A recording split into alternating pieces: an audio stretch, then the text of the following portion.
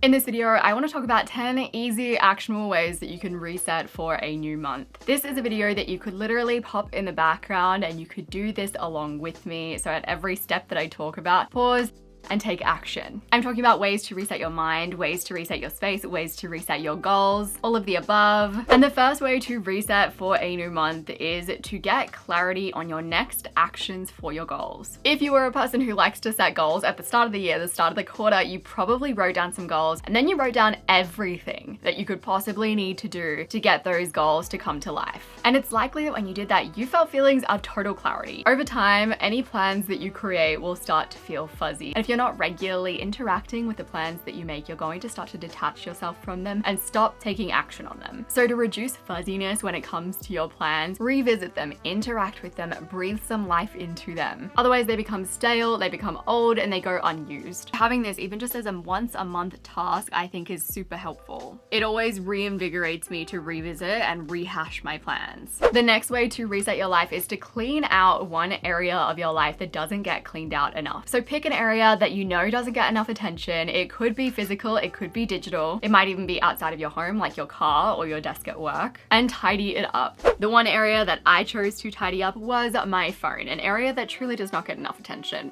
Considering we're using it every single day, we don't tidy it enough. The next thing to do to reset is to plan in 3 fun things for the next month. I've said it before and I'll say it again. If you are not a person who spontaneously plans in and does fun things, goes out of their house, goes on adventures, then you need to be planning those things in. Because life is not about working and then sitting on the couch and watching TikTok and then watching a Netflix show on repeat. That is not what life is supposed to look like. It should have a stronger focus on creating moments of enjoyment, moments that are memorable. And those moments don't happen to you, those are moments that you need to make happen. A few ideas for things that you can plan into your next month are planning in time outdoors. Nature is healing, I am convinced of it. We all need to be outdoors far more often than we are. Plan in a long walk, plan in a beach day, even if the beach is a little bit of a trip away. Plan in a picnic in a park. If you haven't been under a tree or you haven't been near a body of water in a while, plan it in. The next thing that you can do to reset for a new month is to do something that will make your life easier ongoing. Think about the systems that you have in your life where there might be some friction. So if you have a meal planning system, you have a cleaning system, a system for studying, a system for planning. What about those systems feels hard? What feels difficult? And how can you make those things easier for yourself? Or if you don't have some systems in place that you know would make your life easier, how can you work on those systems? Ask yourself, what would make the things that I want to do lower effort and lower energy tasks? In my case, I am looking at something in my business to make easier. And something that I've had on my mind for a while but never actioned is taking my videos and cutting them down and then posting them to Instagram. This makes my life easier because it creates content without me having to actually create more content. Also, my videos are often packed with value up until the end, but some people only watch the start. So I get to take bits and pieces that are more from the end of a video and pop them into my Instagram. So I actually decided to create a whole system for this using Canva, the sponsor of today's video. They make it really simple. I just went ahead, dropped my video into a template that they already had, and I just changed it to fit my branding colors. I cut the video down in Canva, which was so easy, and I added this little animated sun. I wanted to make things look really professional, so I just clicked on the elements, added some animations, and my templates turned out like this. If you've ever used any web editors, particularly for video, the words that come to mind are usually clunky and slow, and with Canva that just doesn't apply. Cutting the video was so simple, so easy. Canva is the easiest way to create graphics without being a graphic designer and to create video without being a professional video editor. The video elements let you add animated stickers, they let you add animated effects, and even stock footage. If you want to create videos, you need an easy way to start. Canva makes it easy to get your designs moving. A Canva Pro subscription gives you access to 70 million photos, 2.5 million videos, 4.5 billion graphics, 5,000 stickers, 30,000 audio tracks, and exclusive animation effects. And I have a link in my description that will give you an extended 45 days pro of Canva so that you can try out everything that it has to offer. The next way to reset for a new month is to deep clean something that is in dire need of a deep clean. Some ideas for you are deep cleaning your fridge, deep cleaning your pantry, deep cleaning your car, your couch, your cupboards, your bathroom cabinets. Clean things in a way that you maybe normally wouldn't. Vacuum areas that you wouldn't normally vacuum. Clean down things that you wouldn't normally touch. Get out the toothbrush to give yourself that extra reset feeling.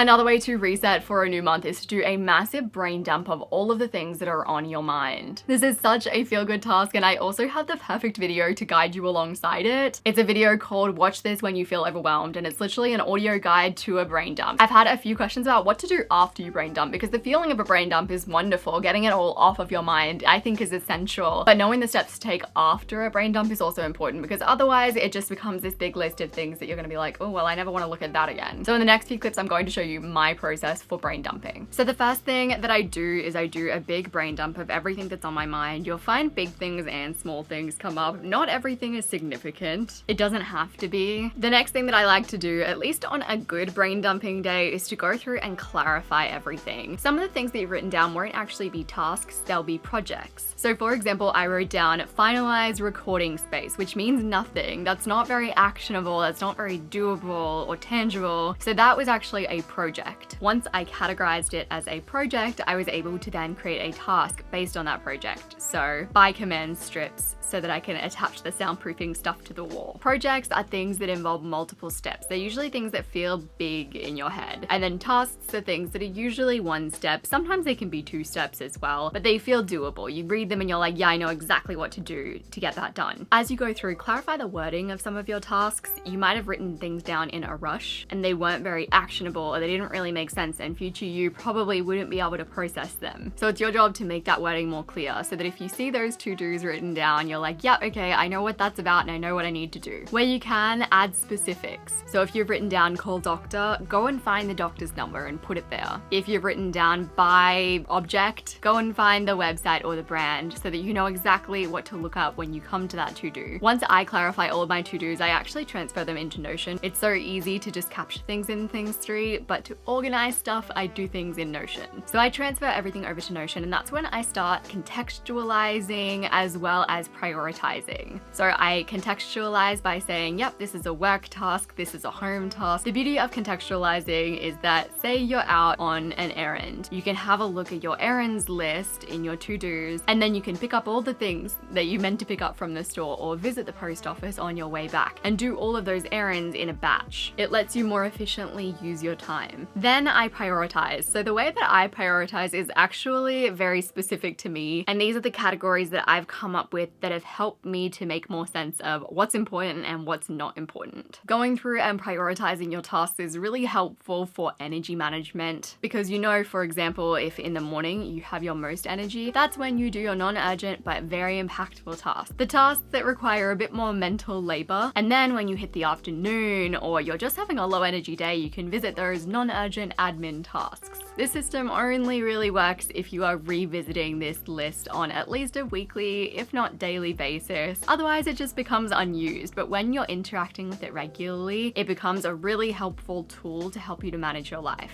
The next reset activity you can integrate to end your month is to reflect on the last month. There are 3 things that you need to be doing in your life regularly to create growth. Firstly, you need to be reflecting. Secondly, you need to be planning and strategizing. And third, you need to be taking action. Some people are like, yes, take action, stop thinking so much, just do, which does apply sometimes. A lot of people are all about the planning and the organizing, but you really need a mixture of all of those things. Without reflection, you're going to be making the wrong plans. Without planning, you're going to be making dumb actions. Without actions, it's all going to be for naught. Some reflection questions that you can integrate into your monthly reset are, what were the things that I was the most proud of in this month? Try to expand your mind and think beyond just work wins, productivity wins. You can be proud of yourself for setting some boundaries. You can be proud of yourself for saying no. You can be proud of yourself for taking rest. You can be proud of yourself for integrating self-care more into your life. There are so many things to be proud of that are beyond ticking off your to-dos. The next question is, what were your top highlights for the month? It's a really good idea to find what your highlights were for the month so that you can take those and plan them in for future. If these are the things that are sticking out in your mind as the funnest times, the most interesting times, the things that you really enjoy doing, then you need to be creating more of those things in the future. Another thing that you can ask yourself is, what is working and what is not working? What are the habits, the small changes, the environmental tweaks that you've made that are really working for you? And then what are the things that just are not working for you, that you need to do something about. The next way that you can reset for a fresh month is to do one task that you have been avoiding. If you want, you can plan a whole day of tasks that you've been avoiding, which is something that I like to do in the form of life admin days. That can be a once a month ritual, but if that is a little too much, just plan on taking action on one task that you have been avoiding in your monthly reset. This could be a really high impact task that has a minimal starting step, like booking in a therapy session, opening up a savings account, finally messaging that person that you've been meaning to go to coffee with for a while. Or it could just be doing a task that you know is going to make your life a little less annoying or a little more pleasant, like power hosing the driveway, taking the weeds out of the garden. The next simple thing that you can integrate into your monthly reset is actually something that will give you ongoing return, and that is marking up your calendar so that you are pointing out all the different times that you can reset in the future. You are emphasizing the fresh start dates on your calendar. You are able to create more fresh starts in your life by giving dates weight. Turn the last weekend of the month into reset weekend. The last day of each quarter becomes a dream mapping day where you take yourself on a date and you set your goals for the next quarter. You can give dates in your calendar power by marking them up as special refresh days. You deserve and you need regular dates where you refresh and reset that sit outside of New Year's. Just because our traditional calendars tell us there is only one day of a year that we set new goals and we create new sites for ourselves does not mean that is true. Create your own New Year's Day multiple times throughout the year by marking up your calendar. I think it's a good idea to give these days actual names. For example, I've talked about rituals that I've created before. So we had Philosophical Sunday, the weekly reset, we've got the weekly marriage meeting. They all have their own little names that make them more significant and I think give them more power. The next thing that you can do to reset your life for a new month is to create one little change in your environment to support your goals. I'm not talking about tidying, I'm not talking about deep cleaning, I'm talking about shaping your environment to make the healthy habits that you want to do easier and to make your goals easier to achieve. For example, if you have a book that you want to read this month, put that book by your bedside table. If you want to start planning this month, put your planner on your desk, open, right beside you. You want to change your environment so that it's easier to do the things that you want to do. These are tiny little tweaks that make the world of difference. If you liked this video, you will probably like my reset video playlist, which is linked on the screen as well as down below.